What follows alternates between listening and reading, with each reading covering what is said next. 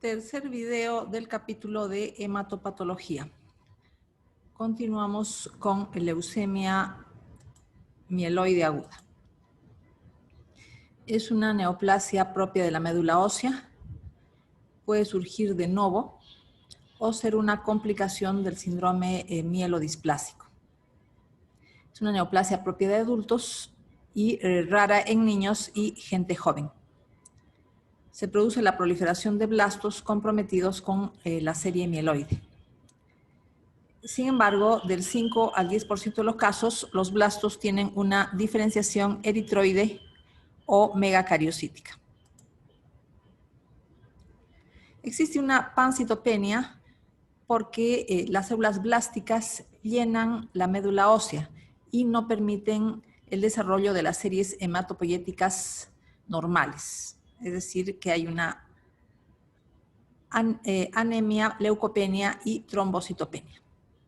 La mayoría de alteraciones moleculares consisten en translocaciones que dan lugar a la formación de proteínas de fusión anormales, quimeras. Recordamos que estas son proteínas más grandes que lo normal porque son dos proteínas fusionadas, consecuencia de translocaciones. Las clasificaciones actuales de la leucemia mieloide aguda incluyen criterios morfológicos e inmunofenotípicos y además los hallazgos citogenéticos. Las alteraciones genéticas adquiridas causan bloqueo en la maduración de precursores hematopoyéticos en la médula ósea. Hay una inhibición de la diferenciación. Esto significa que se adquieren mutaciones en factores de transcripción que influencian en la autorrenovación. Las células neoplásticas readquieren propiedades típicas de las células madre hematopoyéticas, tanto pluripotentes como multipotentes. Ejemplos de este tipo de mutaciones: translocación MLL de la leucemia de linaje múltiple, y tenemos también el gen de fusión típico de la leucemia promielocítica aguda. Un segundo mecanismo es el aumento en la proliferación de precursores. Esto es consecuencia de mutaciones que activan proteínas que aumentan la proliferación celular y que conducen a la célula a un metabolismo típico de células altamente proliferativas, lo que se conoce como metabolismo Warburg. Y podemos recordar que hay una desviación hacia la glicólisis anaerobia. Ejemplo de ese tipo de mutaciones: translocaciones del gen MYC con activación del mismo, implica que la célula adquiere una capacidad proliferativa muy grande. El último mecanismo patogenético es la inhibición de la apoptosis, y recordamos a la translocación de BCL2, que es una molécula antiapoptótica que se sobreexpresa en algunas neoplasias. Entonces, la activación de BCL2 implica aumento de supervivencia de células que deberían morir por apoptosis. Es un mecanismo de crecimiento celular. En lo que se refiere a translocaciones que bloquean la diferenciación en la leucemia mieloide aguda, tenemos la translocación 821, brazo largo región 22, brazo largo región 22 en los dos cromosomas. Esta translocación coloca a dos proteínas cerca o al costado una de otra. Tenemos que el gen que codifica a la proteína RUNX1 se coloca al costado del gen cuyas siglas son ETO, y se forma una proteína de fusión. El gen ETO significa 821. Es un acrónimo, 821. Significa translocación 821. El gen ETO es un regulador transcripcional. Normalmente, el gen RUNX se une a la proteína CBF1 beta para formar un dímero necesario para la hematopoiesis normal. Pero, ¿qué sucede con la proteína RUNX en el caso de la translocación 821? Se forma una quimera, RUNX1 ETO. Esta quimera no permite que se forme este dímero de manera normal. Repito la composición del dímero. Uno de los miembros del dímero, necesario para la hematopoiesis normal, es la proteína RUNX1 y el otro miembro del dímero es el CBF1 beta. Los dos miembros del dímero deben ser normales para que el dímero también sea normal y la hematopoiesis igualmente lo sea. La proteína de fusión hace que este dímero normal no pueda formarse, porque la proteína RUNX1 pasa a formar parte de una quimera. Otra translocación, otra alteración es la presencia de un gen de fusión consecuencia de la inversión del cromosoma 16. Se involucra el brazo corto a nivel de la región 13 y el brazo largo a nivel de la región 22. ¿Cuál es la consecuencia de la inversión? Dos genes que estaban normalmente separados, uno en un brazo largo y el otro en un brazo corto, se fusionan, se forma una proteína de fusión. El gen MYH11 codifica a la cadena pesada de una miosina de músculo liso. Entonces, la proteína CBF1 beta ya no es normal para formar el dímero ya mencionado, sino que forma parte de una quimera, de una proteína de fusión. Se fusiona con la proteína que constituye la cadena pesada de una miosina de músculo liso. Entonces, tampoco se puede formar el dímero que se necesita para una hematopoiesis normal. Entonces, se tiene un bloqueo en la diferenciación. En el caso de la leucemia promielocítica aguda, se produce un gen de fusión consecuencia de la translocación 15-17, brazo largo, región 22 y brazo largo, región 21, también en el cromosoma 17. El péptido de fusión está constituido por el receptor alfa del ácido retinoico, RAR alfa, receptor alfa del ácido retinoico, con la proteína PML. PML es un acrónimo que significa leucemia promielocítica. La molécula receptor alfa del ácido retinoico de manera normal se ubica en el núcleo y actúa como factor de transcripción uniéndose a secuencias promotoras de la transcripción de genes importantes en la diferenciación mieloide. Igualmente, la translocación da lugar a un bloqueo de la diferenciación. La proteína de fusión correspondiente se une a correpresores, bloqueando la estimulación normal de la transcripción realizada por el receptor alfa del ácido retinoico. Este bloqueo se puede superar con dosis farmacológicas de ácido retinoico y también con trióxido de arsénico. En cuanto al esquema, nosotros tenemos el caso normal en el cual la diferenciación de los precursores mieloides es normal. El gen, o mejor dicho, la proteína, receptor alfa del ácido retinoico, normalmente forma un dímero con el receptor X de retinoides. Este es un dímero normal. Y este dímero, cuando está activo, estimula la diferenciación adecuada de los precursores mieloides. De manera normal, tenemos que el dímero no puede funcionar porque el receptor alfa del ácido retinoico está unido a un represor.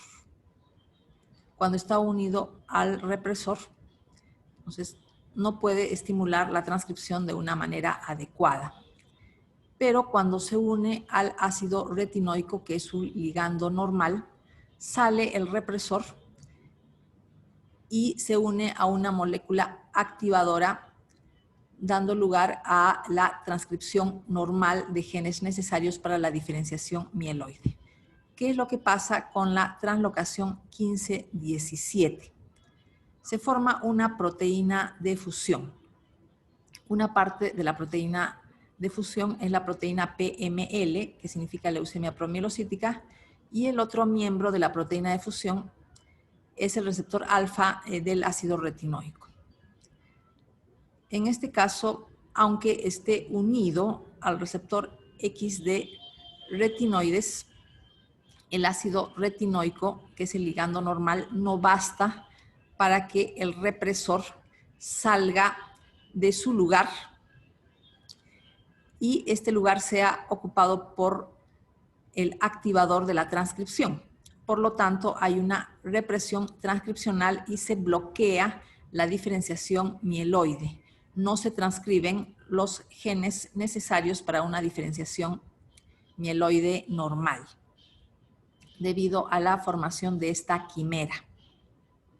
Sin embargo, esta represión de la transcripción se puede superar con dosis farmacológicas del ácido todotransretinoico. Las siglas son ATRA, ácido todotransretinoico, y también con trióxido de arsénico. Entonces, en este caso, a pesar de la existencia de la quimera, las dosis farmacológicas de este compuesto permiten superar la represión transcripcional. Entonces, se produce la transcripción normal de genes necesarios para una diferenciación adecuada, una diferenciación mieloide adecuada. Es lo que se llama remisión hematológica. Alteraciones del gen MLL. Las alteraciones del gen MLL hacen que las células mieloides readquieran propiedades típicas de células madre hematopoyéticas. También implican un bloqueo en la diferenciación. Este gen codifica una proteína que puede funcionar como activadora transcripcional.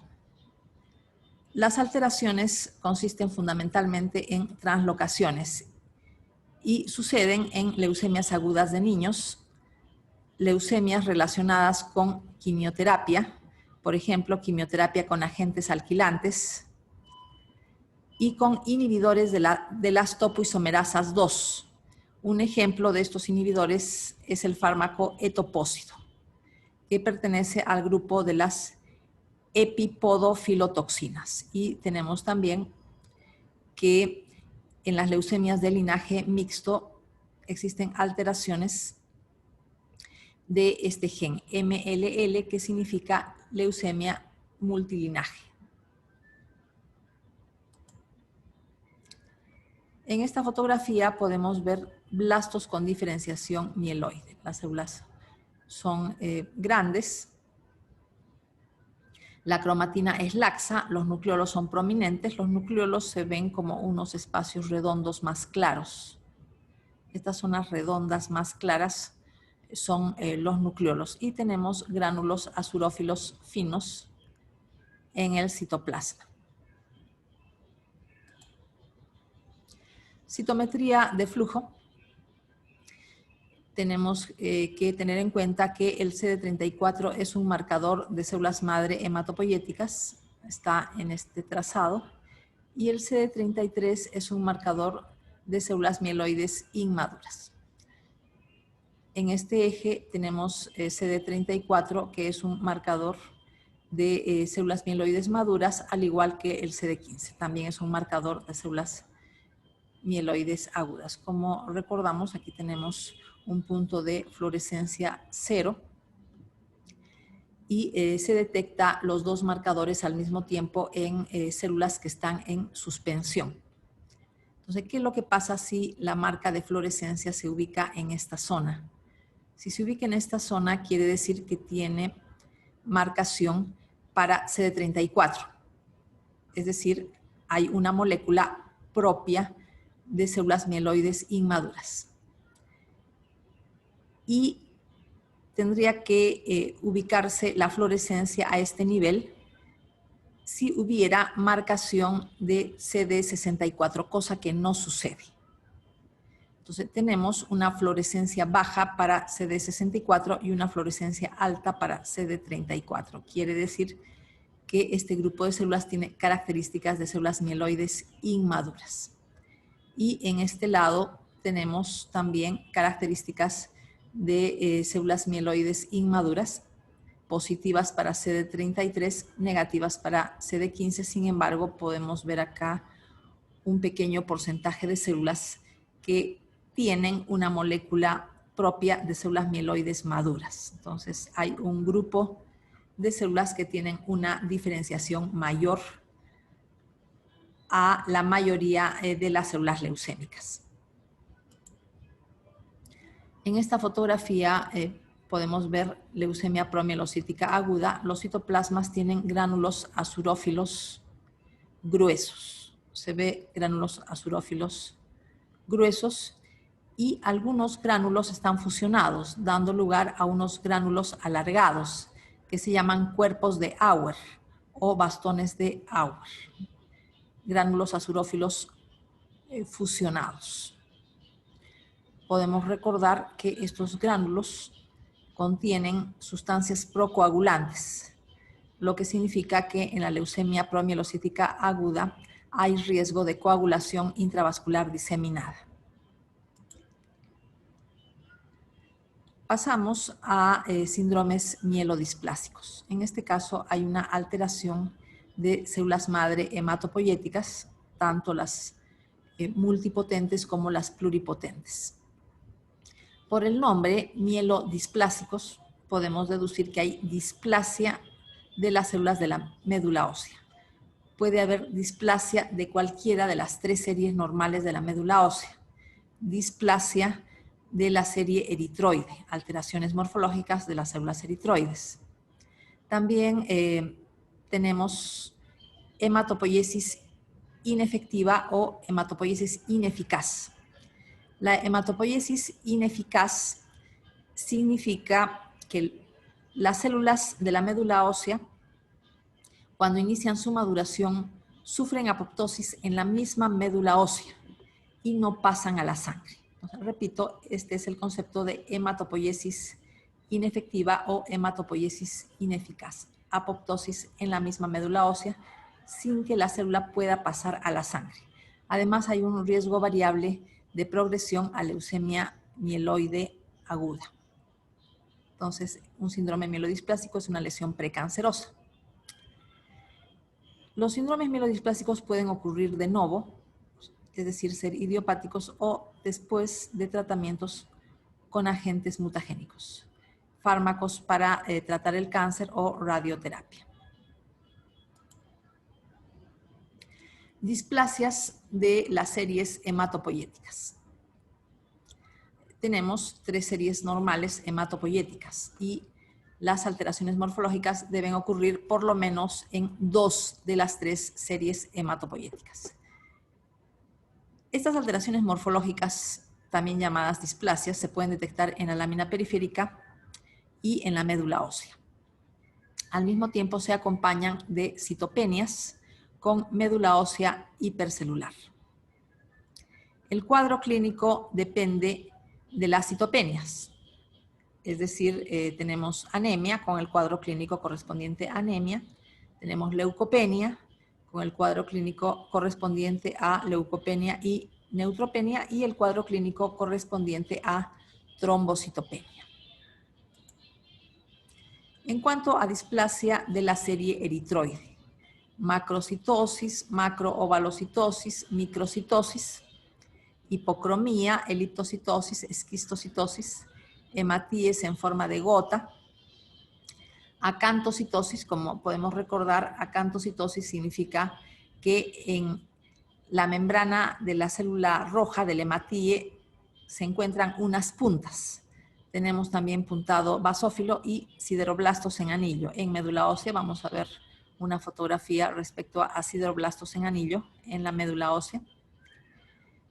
Tenemos displasia de la serie eritroide. Por ejemplo, esta célula eritroide tiene dos núcleos. Tenemos también acá núcleo bilobulado de la serie eritroide y estos son normoblastos, o sea, hematíes nucleados. Sideroblastos en anillo. Sideroblastos en anillo significa que el núcleo de la célula precursora eritroide está rodeada por lisosomas que han almacenado hierro. Este hierro se puede detectar por medio de coloraciones para hierro tales como azul de Prusia. Entonces, se puede observar alrededor de los núcleos de las células precursoras eritroides unos puntos azules que consisten en lisosomas que han almacenado hierro. Se denominan, repito, sideroblastos en anillo. Tenemos alteraciones como macroovalocitosis, células grandes en forma ovalada, células en forma de elipse, microcitos, células pequeñas, hematíes hipocrómicos, escasa hemoglobinización. Podemos ver acá hematíes con restos de cromatina. Estos restos de cromatina se llaman cuerpos de Howell-Joly. Y tenemos acá hematíes con núcleo en la sangre periférica. Eso es parte del síndrome mielodisplásico. Estas células con núcleo se les llama normoblastos. Deberían estar únicamente en la médula ósea. Sin embargo, en este caso, se les encuentra en un frotis de sangre periférica. Vemos acá un normoblasto con núcleo de 4 lóbulos, que también es anormal. Aquí vemos otro normoblasto, igualmente hematíe nucleado, y 2 mieloblastos. En este mieloblasto podemos reconocer un cuerpo de Auer, o sea, un gránulo citoplasmático en forma de bastón. Significa gránulos azurófilos o primarios fusionados. En el síndrome mielodisplásico, el número de blastos en sangre o médula ósea debe ser menos del 20%, porque si fuera más del 20%, entonces se trataría de una leucemia mieloide aguda. Pero como es menos del 20%, aunque hayan blastos, el diagnóstico es síndrome mielodisplásico. Displasia de la serie blanca y megacariocítica. En la serie blanca podemos encontrar anomalía de Pelger-Huet y gránulos disminuidos o ausentes en el citoplasma de neutrófilos. La anomalía de Pelger-Huet significa que el núcleo de los neutrófilos tiene solamente 2 segmentos. Anomalía de Pelger-Huet, solamente 2 lóbulos. Y escasa granularidad en el citoplasma. Esto forma parte también de la displasia. Otra característica, monocitosis absoluta. Más de 1000 monocitos por microlitro de sangre. En cuanto a la serie megacariocítica, plaquetas grandes en sangre periférica. En médula ósea, micromegacariocitos o megacariocitos con múltiples núcleos. Clasificación de los síndromes mielodisplásicos: anemia refractaria con sideroblastos en anillo, anemia refractaria con displasia multilínea, anemia refractaria con displasia multilínea y sideroblastos en anillo, anemia refractaria con exceso de blastos. De todas maneras, como hemos mencionado, el porcentaje de blastos en sangre o médula ósea tiene que ser menos del 20%. Caso contrario, el diagnóstico sería leucemia mieloide aguda y no síndrome mielodisplásico. Tenemos también síndrome mielodisplásico no clasificable, y el síndrome de lesión del brazo corto del brazo largo del cromosoma 5. Leucemia mieloide crónica. Aquí pasamos a síndromes mieloproliferativos crónicos. Se ha tratado sobre leucemia mieloide aguda. Ahora se tienen estos síndromes mieloproliferativos crónicos. En el caso de la leucemia mieloide crónica hay una alteración clonal de las células madre hematopoyéticas pluripotentes. Proliferan precursores mieloides que mantienen su capacidad de diferenciación. Clasificación: leucemia mieloide crónica típica, leucemia eosinofílica crónica, leucemia basofílica crónica y leucemia neutrofílica crónica. En el caso de la leucemia mieloide crónica, la translocación típica es la translocación 922 que da lugar al cromosoma Filadelfia. Como podemos recordar, en el cromosoma 9, a nivel del telómero del brazo largo, está el cromosoma ABL. Perdón, está el gen ABL, que se expresa de manera normal en su ubicación normal, valga la redundancia. Lo mismo sucede con el cromosoma BCR. En el brazo largo del cromosoma 22 tenemos que recordar que el cromosoma 22 es un cromosoma acrocéntrico, o sea, tiene el brazo corto, también bastante corto. ¿Qué es lo que pasa con la translocación balanceada? Tiene que haber evidentemente una ruptura cromosómica, si no, no se produciría la translocación. Y este segmento pasa al costado del gen BCR y este otro segmento pasa a nivel del telómero del brazo largo del cromosoma 9. Entonces el cromosoma 9 queda todavía más largo que el cromosoma 9 normal. Y el cromosoma 22, cromosoma acrocéntrico, queda todavía mucho más pequeño. Y este cromosoma bastante pequeño se le llama cromosoma Filadelfia, como podemos recordar. La quimera o proteína de fusión está representada de color amarillo. Se fusionan la proteína BCR con la proteína ABL. Tenemos acá otro esquema para ilustrar la formación de esta proteína grande. Es una proteína de fusión. Está formada por un lado por el cromosoma BCR y por el otro lado por la proteína BCR y por el otro lado la proteína ABL. En esta parte del esquema recordamos que tiene que haber una fragmentación cromosómica para que pueda suceder la translocación. La proteína de fusión necesita dimerizarse. Funciona como un dímero. Este dímero es una quinasa citoplasmática que forma parte de vías de señalización intracelulares. Y estas vías de señalización son vías proliferativas. Tenemos que se activa la vía de señalización MAP quinasa. En esta vía de señalización la proteína RAS interviene. También tenemos otra vía de señalización que es la vía JAK-STAT, que da lugar igualmente a proliferación, y una tercera vía proliferativa y antiapoptótica es la vía PI3K-AKT, que también es estimulada por medio de esta quinasa citoplasmática. La proliferación, entonces, se ve estimulada de manera anormal, a tal punto que la proliferación se hace independiente de la presencia de factores de crecimiento. Hay proliferación aunque no existan factores de crecimiento. Y también hay una estimulación de la antiapoptosis, pero la diferenciación es normal. Se estimula la proliferación, pero no se bloquea la diferenciación. Esto sucede en los síndromes mieloproliferativos crónicos y el prototipo es la leucemia mieloide crónica. En un frotis sanguíneo, en la leucemia mieloide crónica, vamos a ver neutrófilos en estados finales de diferenciación. Tenemos también callados o abastonados. Tenemos igualmente metamielocitos. Metamielocitos son células que tienen un estadio de diferenciación previo al abastonado. O sea, antes del abastonado está el metamielocito. Y tenemos además acá un mielocito, núcleo redondeado. No ha iniciado la indentación.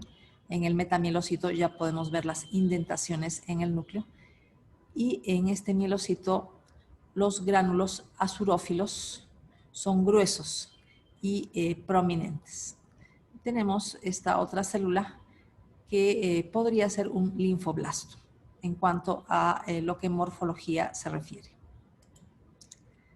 En este frotis vemos que coexisten neutrófilos con diferenciación normal, un metamielocito y tenemos acá un mielocito y un mieloblasto. Entonces tenemos células inmaduras que coexisten con células maduras. Por lo tanto, la diferenciación no está bloqueada.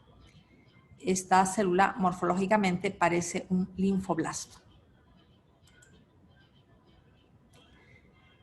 La primera fase de la leucemia mieloide crónica se llama fase crónica.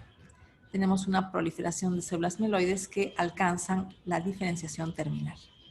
Después viene una fase acelerada, en la que aumenta la proliferación y disminuye la diferenciación mieloide terminal. Quiere decir que el porcentaje de células inmaduras aumenta en relación al porcentaje de células tipo neutrófilo, que tienen diferenciación terminal. Finalmente, viene una crisis blástica, que puede tomar la forma de leucemia mieloide aguda o leucemia linfática aguda. Cualquiera de las dos formas puede aparecer en la crisis blástica.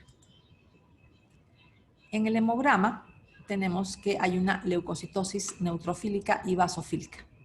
El recuento total de glóbulos blancos varía desde 20.000 glóbulos blancos por microlitro a más de 500.000 glóbulos blancos por microlitro de sangre. Hay una monocitosis absoluta y monocitopenia relativa. Quiere decir que el porcentaje de monocitos es bajo, solamente el 2%.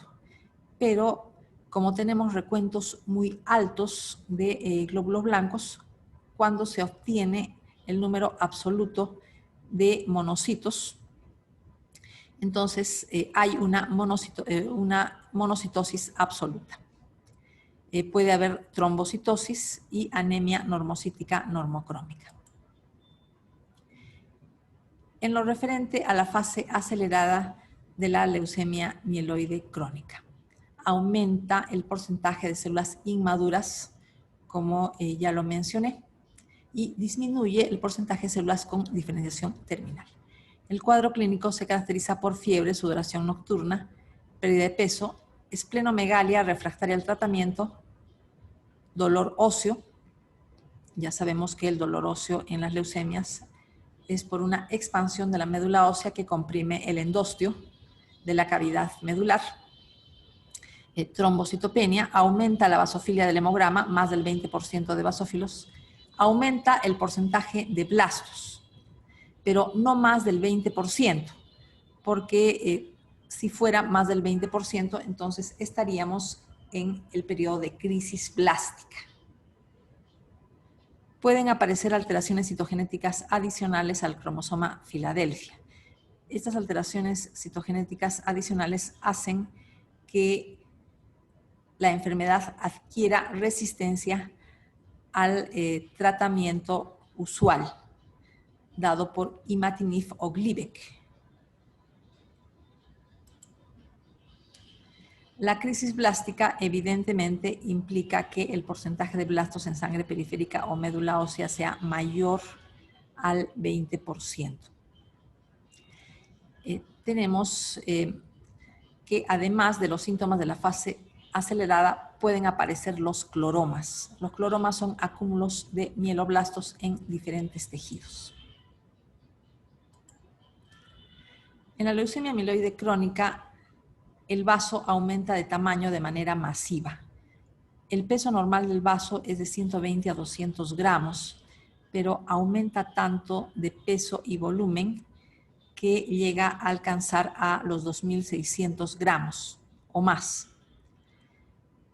Esta esplenomegalia causa dolor abdominal y molestias digestivas. Es una consecuencia de la gran expansión de la pulpa roja que acompaña a esta enfermedad. Dejamos la leucemia mieloide crónica y continuamos con otro proceso mieloproliferativo crónico, que es la policitemia vera. Se produce un aumento absoluto de la masa eritrocitaria y del volumen sanguíneo. También aumenta el número absoluto de las otras series hematopoyéticas. Lo que pasa es que el aumento absoluto de la masa eritrocitaria domina el cuadro clínico, pero no es la única serie hematopoyética en la cual hay aumento absoluto de sus componentes. La policitemia absoluta debe distinguirse de la policitemia relativa, que es una consecuencia de la deshidratación. Hay una hemoconcentración, por eso aumenta el hematocrito. Se produce un enlentecimiento del flujo sanguíneo por una masa eritrocitaria aumentada y hay además una predisposición a trombosis, es decir, se produce un síndrome de hiperviscosidad. Otras manifestaciones de la policitemia vera: rubicundez, una tonalidad rojiza de la piel por los hematocritos altos, por la masa eritrocitaria absoluta aumentada, prurito, consecuencia de la vasofilia. Pueden haber signos neurológicos, consecuencia de trombosis a nivel del sistema nervioso central. Parte de este cuadro clínico es cefalea, mareos, alteraciones visuales y además disnea. Igualmente, la disnea forma parte del síndrome de hiperviscosidad. Manifestaciones digestivas de la policitemia vera: hay un riesgo de úlcera péptica atribuible a liberación de histamina por aumento absoluto del número de basófilos en sangre. También se mencionó este tema en relación al prurito que se describe en estos pacientes. Hay además una predisposición a trombosis. Ya se habló del síndrome de hiperviscosidad. Pueden formarse trombos en vasos mesentéricos y también en arterias suprahepáticas. Perdón, en venas suprahepáticas.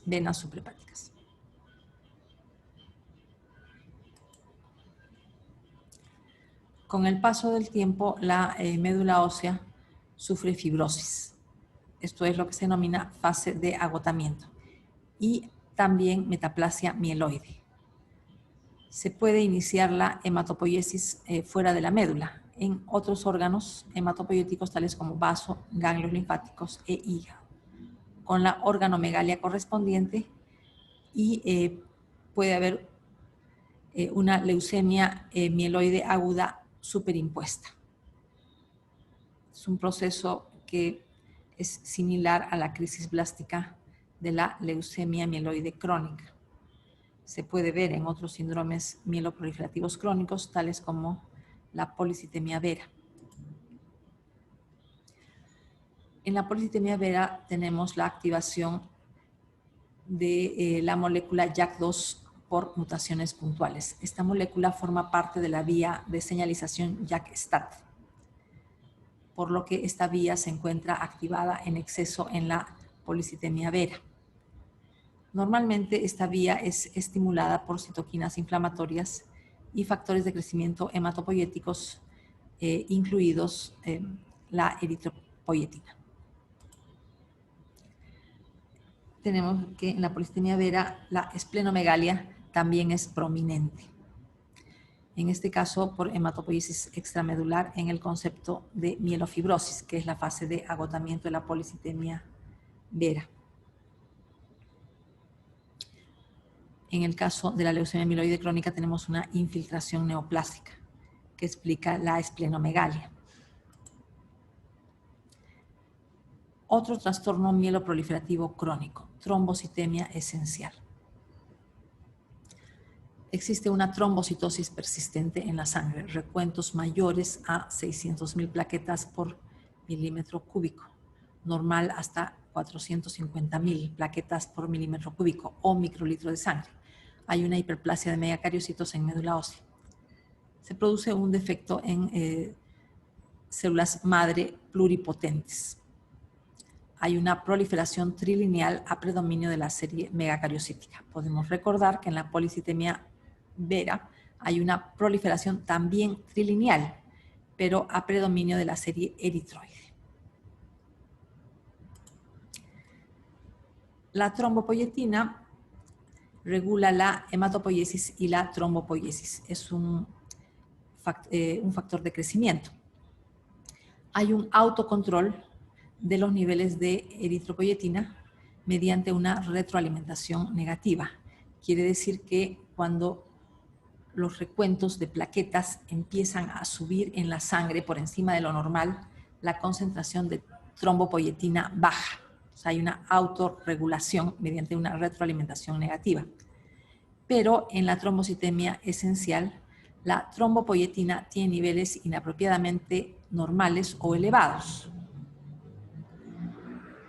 La trombopoyetina debería estar en niveles bajos, porque estamos hablando de una trombocitemia, recuentos plaquetarios muy altos. Lo normal es que la trombopoyetina esté baja, debido a esta autorregulación mediante una retroalimentación negativa. Sin embargo, en esta enfermedad, la trombopoyetina tiene niveles inapropiadamente normales o elevados. Una característica en sangre periférica es la presencia de plaquetas grandes. Tenemos acá plaquetas de características normales y plaquetas grandes. En la trombocitemia esencial, los megacariocitos se agrupan en la médula ósea. Vemos acá un grupo de megacariocitos. En esta fotografía vemos un acúmulo de megacariocitos a mayor aumento. Los megacariocitos presentan núcleos hiperlobulados. Hay una hiperlobulación de los núcleos de los megacariocitos. Quinasas activadas en trombocitemia esencial. Tenemos la quinasa citoplasmática JAK2 activada por mutaciones puntuales, igual que sucede en policitemia vera. Tenemos también al receptor de trombopoyetina, MPL1, activado por mutaciones puntuales, y la activación de la calreticulina, también mediante mutaciones. La función normal de calreticulina es unirse a proteínas mal plegadas y evitar su exportación al aparato de Golgi. Mielofibrosis y metaplasia mieloide acnogénica. Este es el cuarto tipo de síndrome mieloproliferativo crónico. La causa es similar a los otros síndromes mieloproliferativos crónicos. Tenemos una alteración clonal de células madre hematopoyéticas. Estas células madre son hipersensibles a factores de crecimiento normales e in vitro pueden crecer sin el estímulo de citoquinas. O sea, tienen independencia de crecimiento y son hiperproliferativas al ser hipersensibles a factores de crecimiento. Esta enfermedad afecta a adultos de la tercera edad. Clínicamente hay esplenomegalia y los hemogramas son anormales. Se produce un hipermetabolismo de médula ósea, lo cual implica aumento de la producción de ácido úrico, por lo tanto, gota secundaria. Sin embargo, esta gota secundaria no sucede solamente en la mielofibrosis primaria, metaplasia mieloide acnogénica, sino sucede en cualquier otro síndrome mieloproliferativo crónico y también en leucemias agudas de cualquier tipo. Otra causa de esta gota secundaria es el síndrome de lisis tumoral. En la sangre tenemos presencia de dacriocitos. Dacrio significa lágrima. Entonces, los hematíes tienen forma de lágrima como consecuencia de la alteración de la membrana celular ocurrida en el ambiente fibroso de la médula ósea. Tenemos entonces estos hematíes en forma de lágrima. También se les llama dacriocitos.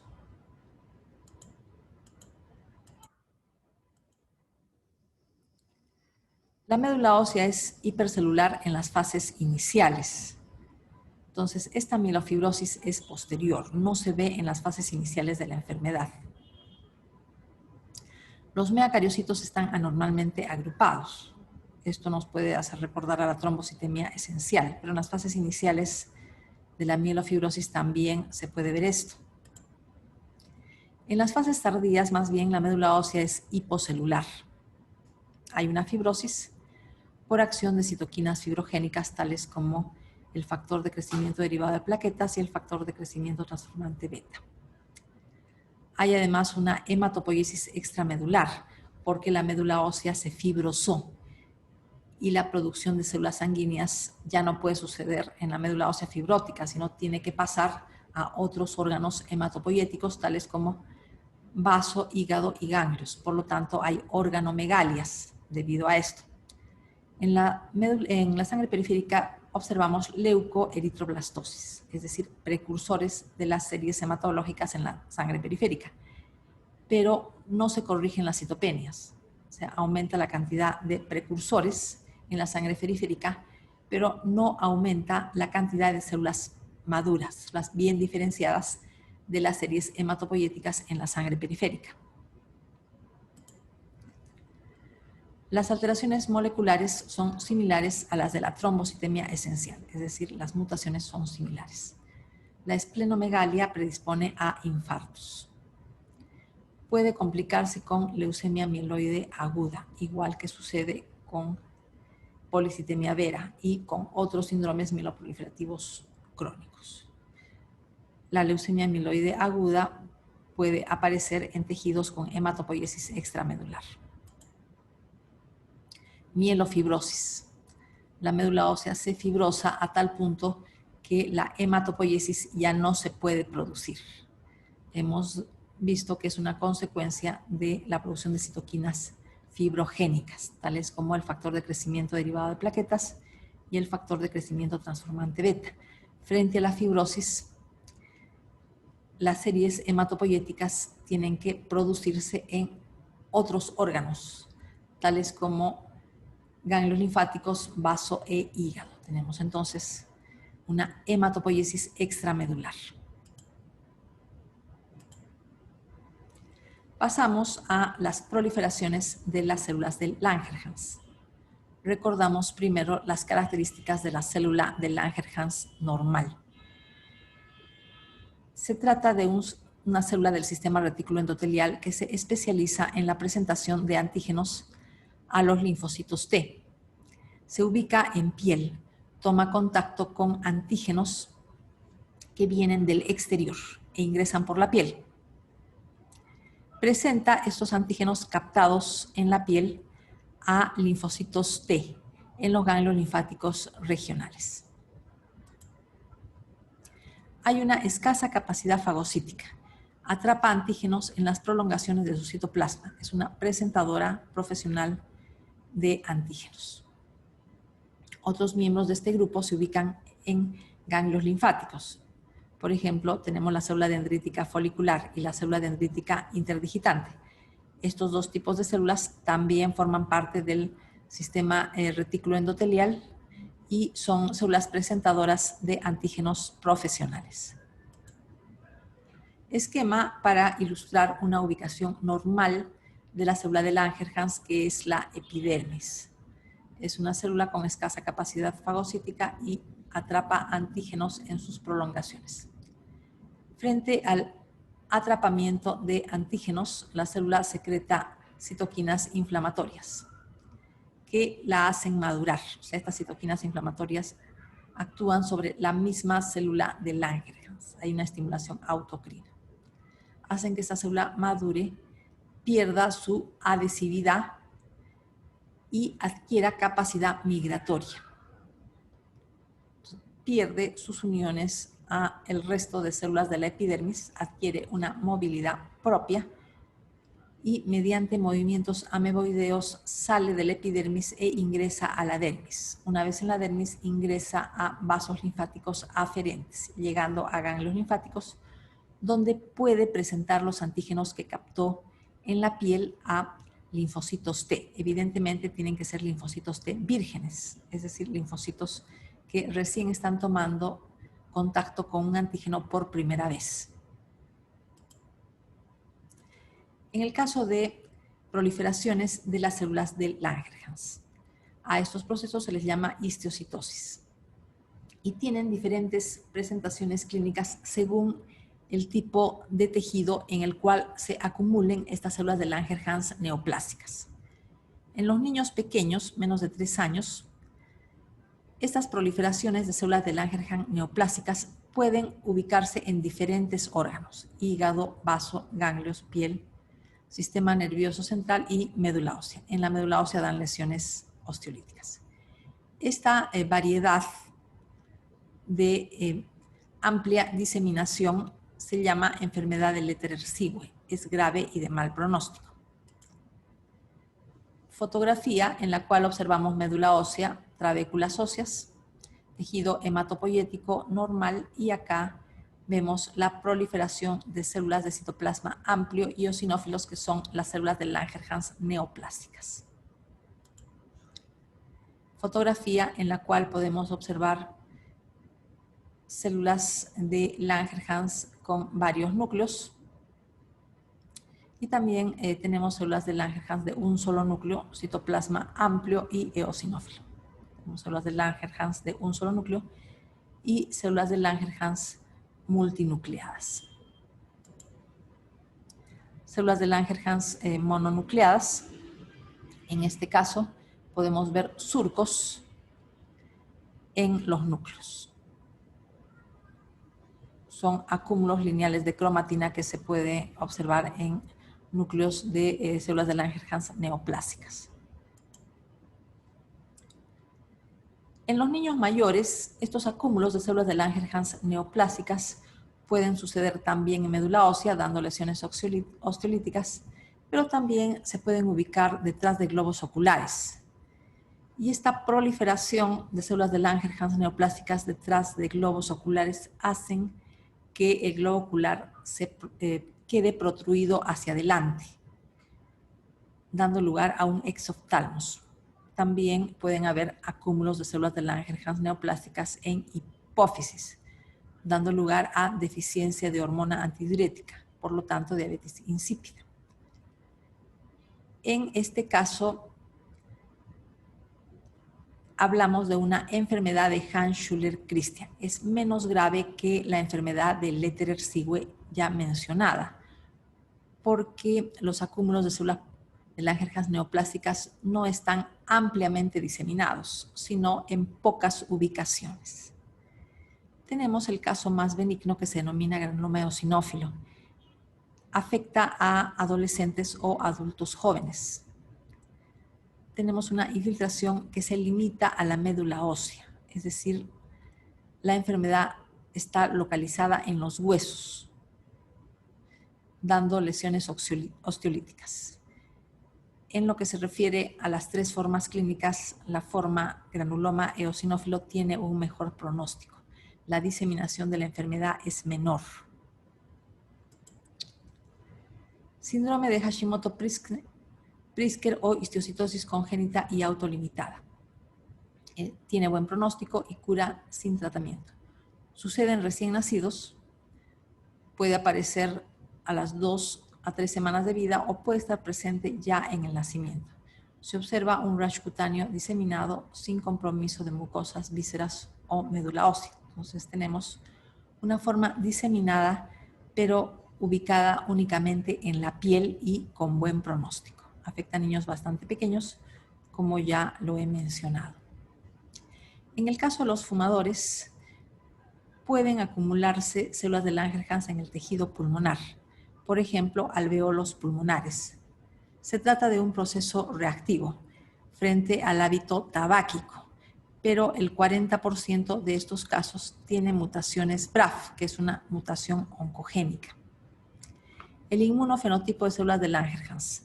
Por inmunistoquímica, las células de Langerhans son positivas a CD1A, S100 y langerina. Langerina es el CD207, marcador de inmunistoquímica. Por microscopía electrónica, las células de Langerhans se caracterizan por una organela particular que se llama gránulo de Birbeck. El gránulo de Birbeck tiene la forma de una raqueta de tenis, es decir, tiene una forma alargada, multilaminada, con una dilatación en un extremo. Entonces parece una raqueta de tenis. En otros casos, el gránulo de Birbeck no tiene esta dilatación o la tiene no en el extremo terminal, sino en otras zonas de estas varillas, estas organelas. Pasamos a patología del vaso. Alteraciones congénitas del vaso. Tenemos el vaso ectópico. Tiene un riesgo de torsión del pedículo vascular. Vasos accesorios o supernumerarios. Es una alteración frecuente, afecta del 10 al 30% de la población. Generalmente, estos vasos accesorios son únicos, pero pueden ser también múltiples. Están irrigados por ramas de la arteria esplénica, pueden ubicarse en el hilio del vaso, ligamentos de soporte, en el epiplón o la pelvis. En el caso de vasos accesorios o supernumerarios, cuando hay una esplenectomía, por ejemplo, para tratamiento de la púrpura trombocitopénica autoinmune o para tratamiento de la esferocitosis hereditaria, la no detección de estos vasos accesorios hace que la trombocitopenia o la destrucción de glóbulos rojos persista. Se saca el vaso principal, pero no se sacan los vasos accesorios o supernumerarios porque no fueron detectados en el momento de la esplenectomía. Entonces, a pesar de haber hecho la operación, persiste la destrucción plaquetaria en la púrpura trombocitopénica autoinmune o idiopática y la destrucción de glóbulos rojos en la esferocitosis hereditaria. Esplenosis. Consiste en el autotrasplante de tejido esplénico. Se desprende parte del parénquima esplénico y se implanta en otros tejidos. Es como una especie de siembra de pequeños fragmentos de tejido esplénico en otros tejidos. Sucede durante esplenectomías por trauma y en esplenectomías laparoscópicas. Este es un esquema para recordar los dos tipos de circulación que tienen lugar en el vaso. Tenemos la circulación abierta, en la cual la sangre sale de los capilares hacia la pulpa roja e ingresa a sinusoides y después a vénulas. Quiere decir que hay una etapa en la cual la sangre está fuera de los vasos sanguíneos, está libre en la pulpa roja. Esto es lo que denominamos circulación abierta del vaso. Después reingresa a los vasos sanguíneos, inicialmente a los sinusoides y después a vénulas. Tenemos la circulación cerrada, en la cual la sangre en el vaso pasa de los capilares a las vénulas. La circulación cerrada es la que predomina, pero los dos tipos de circulación, cerrada y abierta, tienen lugar al mismo tiempo en el vaso. A pesar de que la circulación cerrada predomine, debido a que en el día la sangre circula varias veces por el vaso, entonces en algún momento la totalidad o a lo largo del día la totalidad del volumen sanguíneo pasa por la circulación abierta. Otros elementos del esquema nos pueden recordar la circulación en el vaso. Tenemos la cápsula del vaso y la cápsula. De la cápsula nacen pequeñas trabéculas que se proyectan al interior del parénquima esplénico y por esas trabéculas circulan arterias y venas. Después estas se reúnen para formar la vena esplénica y la arteria esplénica se va ramificando de manera progresiva hasta dar lugar a una arteriola que se encuentra en un costado del folículo linfoide a nivel de la pulpa blanca.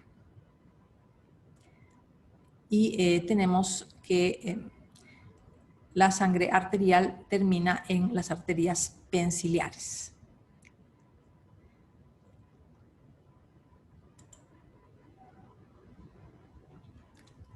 Causas de esplenomegalia. Tenemos la congestión vascular.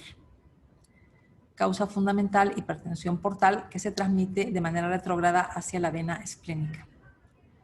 La hipertensión portal puede estar causada por cirrosis hepática u otros procesos fibrosantes en el hígado. Hay una trombosis de la vena porta o esplénica por infección de estas venas.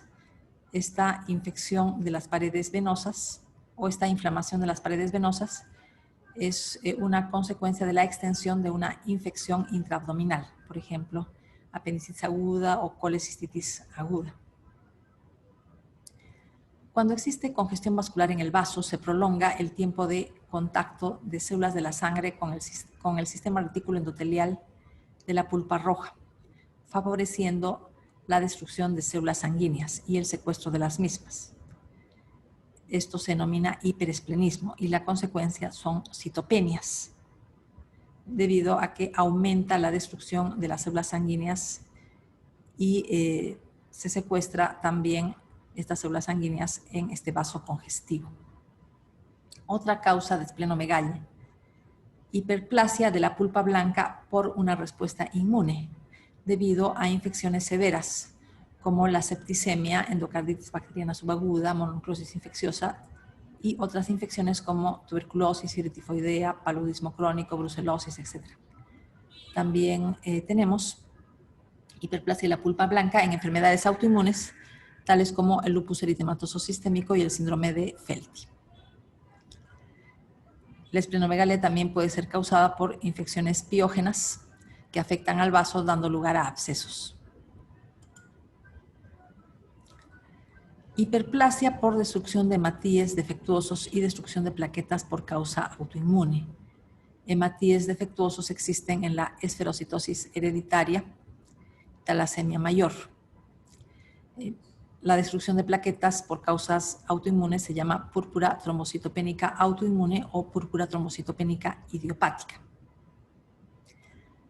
Trastornos mieloproliferativos pueden dar lugar a esplenomegalia por hematopoiesis extramedular.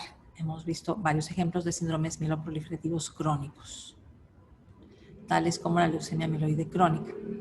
Trastornos linfoproliferativos también pueden causar esplenomegalia, como la tricoleucemia, la neoplasia de linfocitos B, leucemia linfática crónica y linfoma de Hodgkin.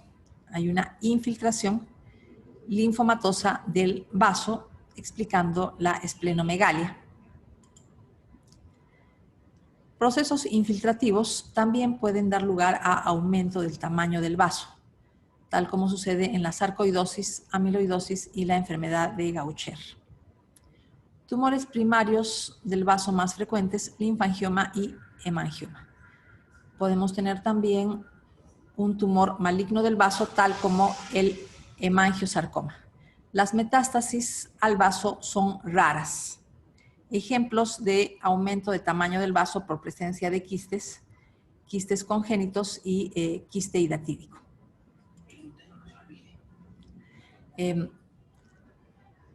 Infartos esplénicos son consecuencia de oclusión arterial por tromboembolismo. Generalmente son de tipo anémico. Tenemos que recordar que la circulación del vaso es una circulación terminal. Prácticamente no llega sangre por medio de vasos colaterales. Tenemos una arteria esplénica única y una vena esplénica única a nivel del hilio del vaso. Entonces, por vasos colaterales que pudieran penetrar la cápsula llega muy poca sangre. Sin embargo, a veces los infartos pueden ser hemorrágicos. La hemorragia puede proceder de vasos del parénquima adyacente. Estos infartos son complicación frecuente de la anemia drepanocítica, anemia sickle cell. Hay una oclusión multifocal de vasos pequeños, ya sabemos la deformidad de los glóbulos rojos en la anemia drepanocítica. La precipitación de la hemoglobina por el defecto genético causa que los hematíes tomen una forma alargada y sean rígidos, adquieren una forma de hoz y se atascan en vasos pequeños. Entonces hay microinfartos múltiples que hacen que el porcentaje de parénquima funcional sea cada vez menor. A este proceso se denomina autoexclusión del vaso.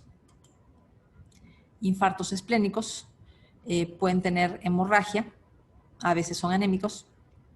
Posteriormente se fibrosan y quedan como cicatrices amarillentas, tales como las que podemos ver en la fotografía. Ruptura esplénica. Puede ser espontánea o traumática. La esplenomegalia distiende la cápsula de la víscera y la predispone a ruptura frente a traumas menores. La ruptura esplénica se ha descrito como complicación de mononucleosis infecciosa en etapa aguda. Inicialmente, la cápsula puede contener la hemorragia. Hay mayores posibilidades de esto cuando hay una esplenomegalia que se ha desarrollado de manera progresiva y lenta. Entonces, hay tiempo para que se produzca fibrosis de esa cápsula que se está distendiendo de manera progresiva y lenta. Cuando hay una laceración de dicha cápsula, el sangrado se produce hacia la cavidad peritoneal y puede haber una muerte por shock hipovolémico. Complicaciones de la esplenectomía. Inicialmente puede haber trombocitosis, recuentos de plaquetas de hasta 1.500.000 por microlitro. Tenemos que recordar que el recuento normal es hasta 450.000 plaquetas por microlitro o milímetro cúbico de sangre. Este aumento en el recuento plaquetario predispone a trombosis, pero esta trombocitosis es transitoria. Después, de manera espontánea, el número de plaquetas regresa a los valores normales a pesar de que ya el vaso no exista. Otra complicación de la esplenectomía, infecciones por bacterias encapsuladas, tales como Streptococcus pneumoniae, Haemophilus influenza y Neisseria meningitidis. Se compromete la producción de inmunoglobulina M en el caso de la esplenectomía. Pasamos a patología del timo. El timo adquiere un peso máximo en la pubertad, 20 a 50 gramos. Después involuciona. Está constituido por una cápsula a partir de la cual se proyectan tabiques al interior del parénquima. Estos tabiques delimitan lobulillos de manera incompleta. Entonces, tenemos acá el parénquima y la cápsula, pero la cápsula emite tabiques que delimitan pequeñas porciones parenquimales, pero no de manera completa. Las células del timo son células epiteliales y linfocitos inmaduros de tipo T, que se les llama timocitos. Nosotros tenemos los lobulillos del timo con una corteza en la cual la densidad de timocitos es muy alta en relación a la médula. La médula tiene un aspecto más claro porque la concentración de timocitos es mucho menor en relación con la corteza.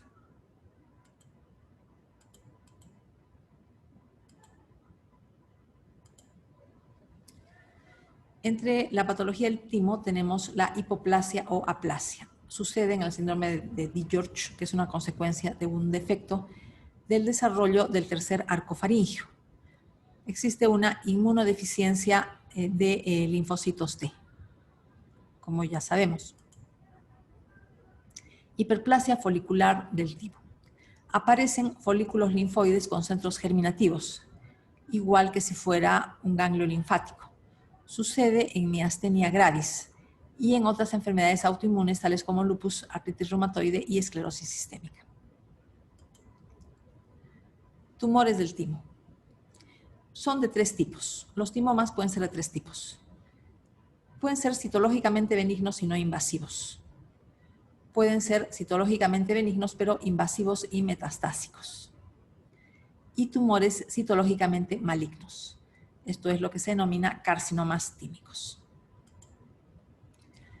En el caso del timoma benigno, existe una proliferación de células epiteliales tímicas. Timomas en general se refiere a proliferación de células epiteliales del timo. Los linfocitos que pudieran estar presentes no son neoplásicos. La célula neoplásica en el timoma es siempre la célula epitelial. Cuando las células del timoma son alargadas, son fusiformes, decimos que el timoma es de tipo medular. Pero algunas veces estas células neoplásicas epiteliales son de tipo poligonal. Entonces decimos que el timoma es de tipo cortical. Las células no son alargadas, sino más bien de tipo poligonal. Los linfocitos son de tipo reactivo. Son timocitos, no son linfocitos neoplásicos. O sea, no se trata de un linfoma, sino es un timoma, que es una proliferación de células epiteliales del timo. Finaliza el tercer video del capítulo de hematopatología.